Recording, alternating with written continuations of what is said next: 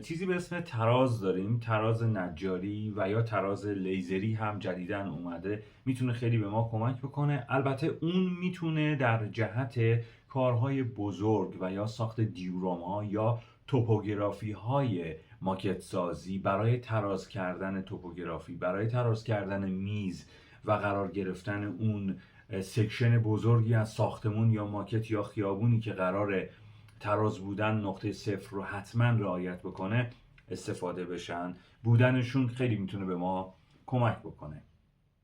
بعد ما باید از یک گیره کوچیک رومیزی استفاده بکنیم. خیلی از قطعات قرار سوهان بزنیم، خیلی از قطعات قرار برش بزنیم، خیلی از قطعات ممکنه کار سوراخ‌کاری قرار روشون انجام بدیم. استفاده از ابزار دیگری مثل سوهان که براده برداره یا مثل مته و درل که کار سوراخ‌کاری رو انجام میده، اون هم براده داره، هم میتونه حرارت ایجاد بکنه و هم چون حرکت دورانی یا حرکت رفت و برگشتی دارن مثل اره، برای انگشتان دست و خود دست خیلی میتونه خطرناک باشه. ترجیحاً از گیره‌ای که فک ثابت و متحرک داره برای نگه داشتن اون قطعه و کار روی اون قطعه میتونه خیلی برای ما مفید باشه و میتونه خیلی به ما کمک بکنه و از خیلی از حوادث و آسیب‌ها جلوگیری به عمل بیاره. پس بودن یک گیره رومیزی، چه گیره نجاری باشه و یا چه گیره رومیزی آهنی که معمولاً توی دوتا فکش رو از جنس تفلون استفاده میکنن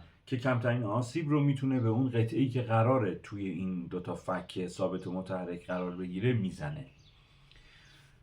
نوع دیگری از گیره نجاری رو داریم که یک فک ثابت در بالا داره و فک پایین توسط یک پیچ حرکت میکنه تا بتونه بیاد دوتا قطعه‌ای که مثلا چوبی هستن و چسب چوب خوردن رو نگه داره، چون چسب چوب خیلی طول میکشه تا خشک بشه.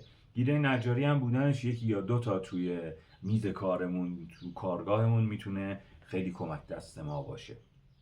میریم سراغ انبر دمباریک داریم که همونطور که از اسمش مشخصه با انبر دست فرق میکنه. اصطلاحاً پوزه باریکتری داره و میتونه توی خیلی از قسمت‌هایی که قراره کارهای ظریف انجام بدیم به ما کمک بکنه. نمیتونه مثل پنس کمک بکنه ولی میتونه خیلی از قطعات مثلا کوچیکی مثل یک مفتول تا شده رو که قراره توی یک سوراخی در یک جای خیلی تنگ که خیلی فضای دست نداریم برامون جابجا بکنه یا سر جای خودش قرار بده. انبر دمباریک هم توی دو سایز وجود داره، هم سایز بزرگ داره و هم سایز کوچیک. بودن هر دو سایزش ضروریه توی کارگاه.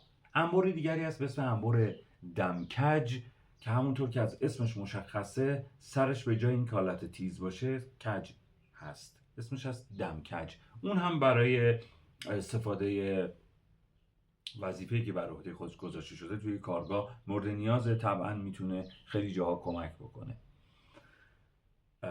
انبر بعدی انبر خارکش هستش، اسمش روشه، کارش در آوردن خارهایی هستش که برای یک قطعه‌ای که یک جایی نمیتونن از چسب استفاده کنن. جفت قطعات متحرک هستن و توسط یک خار معمولاً دایره‌ای شکل یا دی شکل که دوتا سوراخ داره برای نگه داشتن، مثلا اگر اشتباه نکنم گژن به شاتون توی پیستون، سه تا قطعه متحرک داریم، هم شاتون متحرکه با اون پین در وسط پیستون و هم خود پیستون و هم اون گژن پینه، توسط دوتا خار در دو طرف پیستون فیکس میشه. وظیفه انبر خارکش در آوردن اون یا خارکش در آوردن اون دوتا خار هست. حالا این خارها ممکن جاهای مختلف به شکل‌های مختلف باشن، بودن این انبر هم ضروری هستش. چسب مخصوص به صورت تیپه و چسب مخصوص کاغذ پوستی یا کالک یا کاغذ نقشه کشی هست. کاغذهای نازکی هستن به اسم پوستی یا کالک که اگر قرار باشه از چسب‌های نواری معمولی شفاف یا چسب‌های پهن کاغذی استفاده بکنیم، بیشک بعد از باز کردن گوشه ای از اون چسب یا چسب بریده میشه روی اون کارمون یا کاغذمون پاره میشه.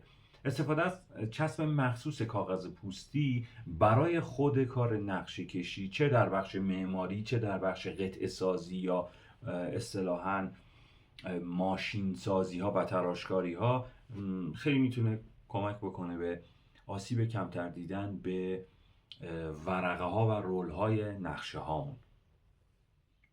بعد میتونیم از کاتر گردبر غلطان استفاده بکنیم. این رو شما خودتون میتونید سرچ بکنید و متوجه بشید که کاراییش چطوریه، چون من الان در دسترسم نیست و آموزش کار کردنش اینجا یه مقدار طولانی میشه. ترجیح میدم که این رو خودتون سرچ بکنید.